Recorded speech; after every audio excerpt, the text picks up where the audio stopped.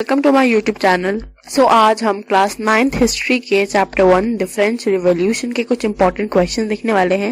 वैसे तो हम जानते हैं पूरा चैप्टर इंपॉर्टेंट है एंड इंटरेस्टिंग भी है, आपने सबने चैप्टर पढ़ा होगा। अदरवाइज आपको चैप्टर का लिंक डिस्क्रिप्शन में मिल जाएगा।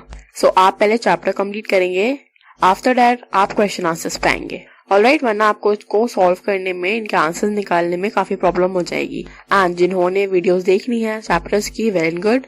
नाउ हम अपनी इंपॉर्टेंट क्वेश्चंस की वीडियो स्टार्ट करते हैं। हम सबसे पहले कुछ शॉर्ट क्वेश्चंस देखेंगे जो अराउंड 1 मार्क्स के होंगे। ऑलराइट, उसके बाद हम लॉन्ग क्वेश्चंस देखेंगे चैप्टर के। चैप्टर काफी वास्ट है, क्वेश्चंस भी काफी सारे आ सकते हैं, तो आपको बुक की रीडिंग करनी होगी अच्छे से, बिकॉज नाउ 9th क्लास में क्वेश्चन कहीं से भी आ सकता है। बुक की रीडिंग अगर आप किया होगा, चैप्टर को अच्छे से पढ़ा होगा इन डिटेल, तो कोई भी क्वेश्चन डिफिकल्ट नहीं लगेगा।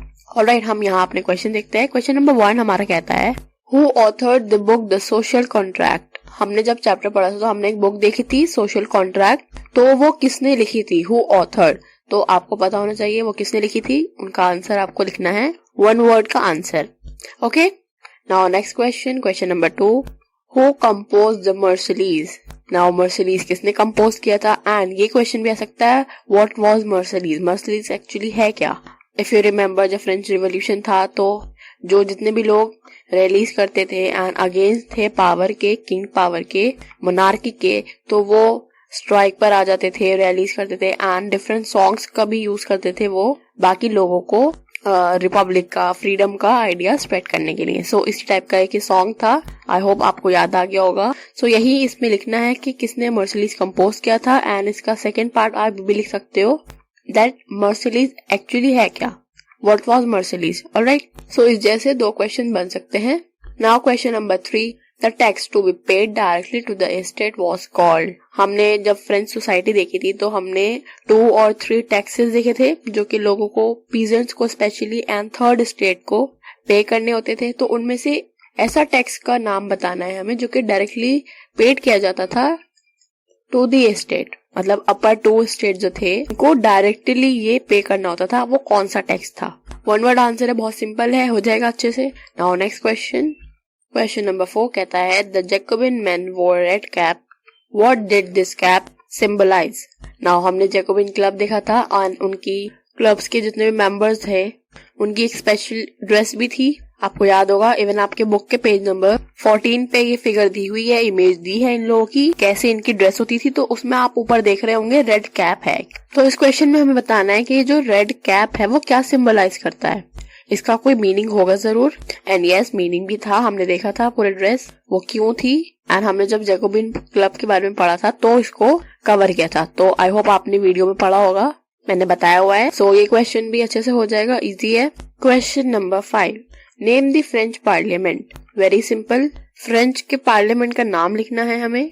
जब वहां पर मोनार्की हट गई थी एंड रिपब्लिक सेट हो गया था, रिपब्लिकल गवर्नमेंट रूल कर रही थी, तो वहां का जो पार्लियामेंट बना था देन उसका क्या नाम था, हमें ये लिखना है। काफी सिंपल सा है, अगेन 1 वर्ड में आपका आंसर ये हो जाएगा। नाउ 6th क्वेश्चन कहता है, the word liver stand for.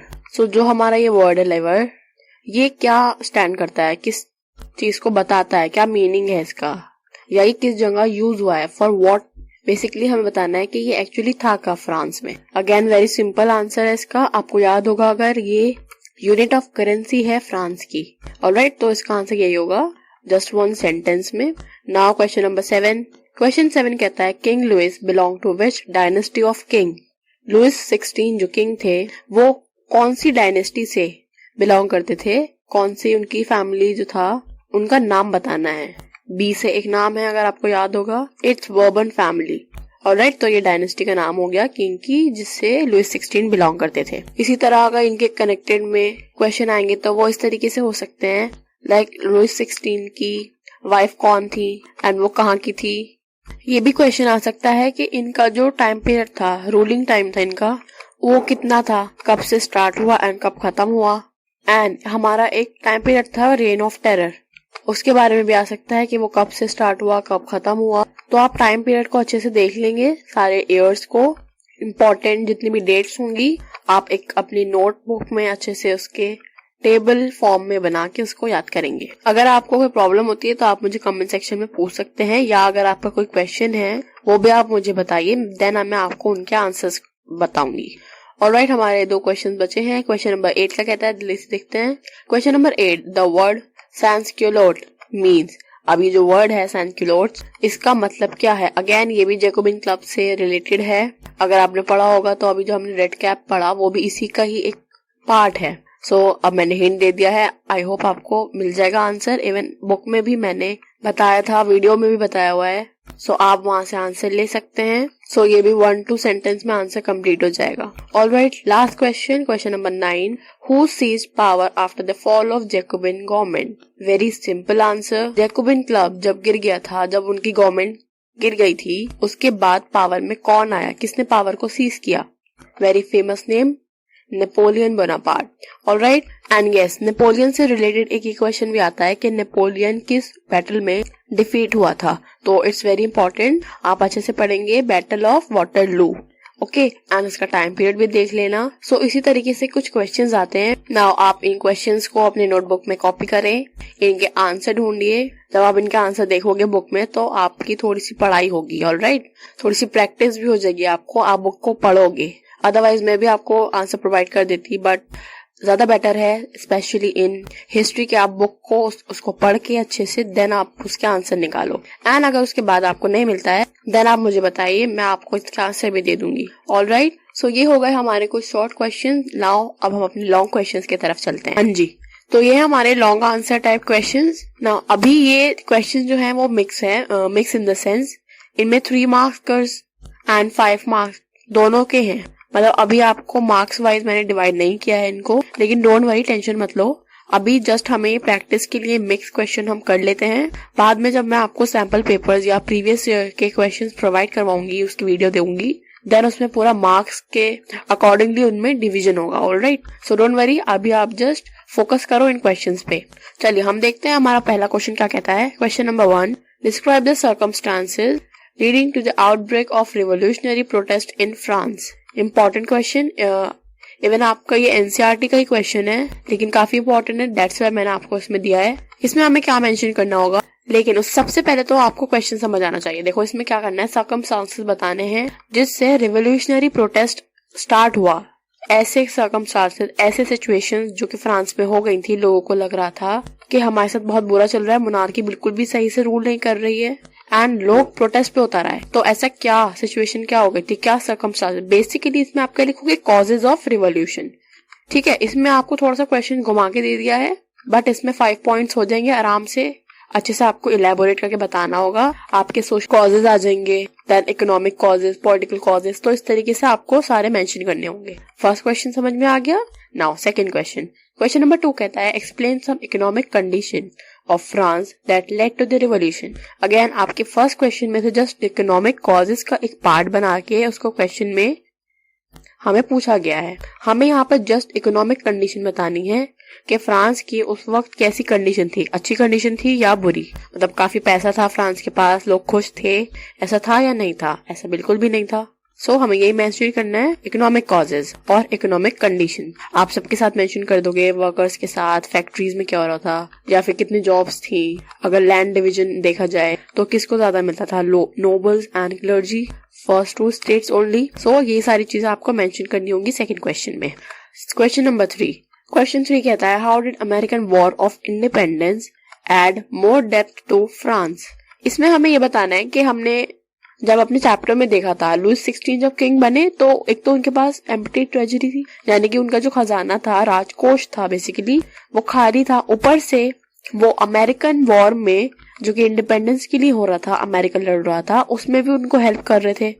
इस वजह से अमेरिकन वॉर जो उस टाइम चल रहा था एंड फ्रांस उसकी हेल्प कर रहा था, तो उसने और किस तरीके से फ्रांस को डेप्थ की तरफ वो और ले जा रहा था। मतलब इसमें आपको ये बताना है फाइनेंशियली फ्रांस पे क्या असर पड़ रहा था। आपको बताना है कि पैसा बहुत ज्यादा लग रहा था फ्रांस का अमेरिकन वॉर में, एंड यहाँ जनता की तो कोई सुन ही नहीं रहा था। मोनार्की बहुत अजीब रूल कर रही थी, बिल्कुल भी अपनी सिटीजन्स को नहीं देख रही थी। ये सारी चीजें आ जाएंगी। इवन मैंने आपको वीडियो में बताया था पूरा अच्छे से इलेबोरेट करके, आप वहां से भी एक बार देख सकते हो। Alright, question number 4, define the following terms. हमें टर्म्स डिफाइन करनी है, यहाँ पे टर्म्स दी हुई है। फर्स्ट इज लाइवर, हम जैसे अभी शॉर्ट क्वेश्चन में भी देखा था, लाइवर्स किसे कहते हैं? Unit of currency. आप अच्छे से लिख देंगे एक सेंटेंस का answer. Second is taille, again ये टर्म किसको शो करती है? टैक्स को। Third one is also related to tax, that is tithe. तो आपको इन दोनों को डिफाइन करना है, लेकिन इन दोनों में थोड़ा डिफरेंस, सो आप उस चीज का ध्यान रखेंगे।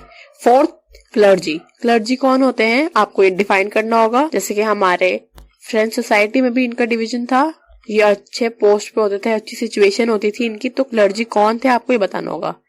हो जाएगा क्वेश्चन, इजी है। क्वेश्चन नंबर 5 पे चलते हैं। Question number 5, what was guillotine? Guillotine क्या था? हमने देखा था कि ये डिवाइस था, किस वजह से काम आता था एंड किसके रूल में था, हमें ये बताना होगा। एंड इसके आगे लिखा है हु डिस्कवर इट, और इसको किसने डिस्कवर किया था। अगर आपको याद हो तो डॉक्टर गिलेटिन ही थे जिनके नाम पर ये डिवाइस का नाम रखा गया गिलेटिन। अदरवाइज आप अच्छे से बुक से करेंगे, इसका आंसर बहुत सिंपल है, हो जाएगा। Alright, question number 6, sixth question, describe the main features of Jacobin club in France during the French revolution.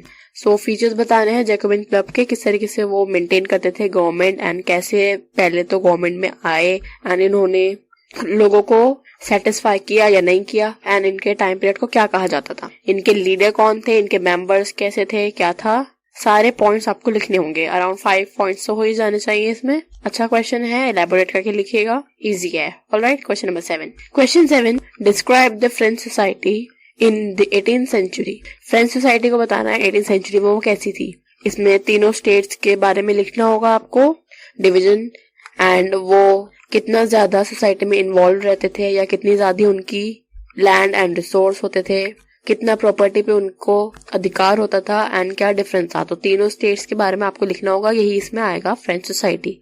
Clergy, nobility and peasantry, then जो थर्ड स्टेट में आते थे merchants, lawyer, small landless labours, सभी आते थे। ऑलराइट, तो इन सब के बारे में आपको लिखना होगा। हो जाएगा क्वेश्चन, आपके बुक में स्टार्टिंग में इसको मेंशन किया गया है, इवन मैंने आपको वीडियोस में भी बताया था स्टार्टिंग में, तो आप वहां से भी इसको लिख सकते हो ना। क्वेश्चन नंबर 8, क्वेश्चन नंबर 8 कहता है what is subsistence crisis. Subsistence crisis क्या था? फ्रेंच सोसाइटी में हमने देखा था ऐसा टाइम पीरियड आया था जहां पर फ्रांस को फूड ग्रेन में बहुत ज्यादा शॉर्टेज हो गई थी, एंड प्रोडक्शन भी उनके अच्छे से नहीं हो रही थी। ऊपर से जो प्राइजेस थे उनके टैक्सेस भी बहुत ज्यादा हाई थे, उनके प्राइस बहुत हाई थे, इंक्रीज हो रहे थे, एंड लोगों को, जो वर्कर्स थे, उनको सैलरी नहीं मिल रही थी, वेजेस उनकी कम थी। तो ये सारी चीजें आएंगी इसमें। आपको याद होगा आपकी बुक के पेज नंबर 5 में चैप्टर के स्टार्टिंग में ये दिया हुआ है, आप अच्छे से करेंगे। सो ये क्वेश्चन भी अराउंड 3 मार्क्स का होगा। ऑलराइट, सारे क्वेश्चन हो जाएंगे। सो ये कुछ क्वेश्चन है हमारे लॉन्ग, आप इनके अलावा एनसीईआरटी के भी क्वेश्चन जरूर करेंगे, एंड कुछ ये क्वेश्चंस कर लेंगे, शॉर्ट एंड लॉन्ग दोनों क्वेश्चंस, तो आपकी अच्छे से प्रिपरेशन हो जाएगी। अदरवाइज इसके बावजूद अगर आपके पास क्वेश्चंस हैं तो आप मुझे बताइए कमेंट सेक्शन में, आप मुझे पूछिए, मैं आपको उनके आंसर्स प्रोवाइड कराऊंगी। एंड जब हमारे एग्जाम्स के लिए हम ये क्वेश्चंस प्रिपेयर कर लेंगे, उसके बाद हम सैंपल क्वेश्चन पेपर एंड कुछ प्रीवियस ईयर्स के क्वेश्चन भी डिस्कस करेंगे। Alright, so this is all about today's video. Thank you so much for watching. If you like, please like it and don't forget to share with your friends. And yes, don't forget to subscribe and press the bell icon so that you will get notification for further videos. Thanks again. Goodbye.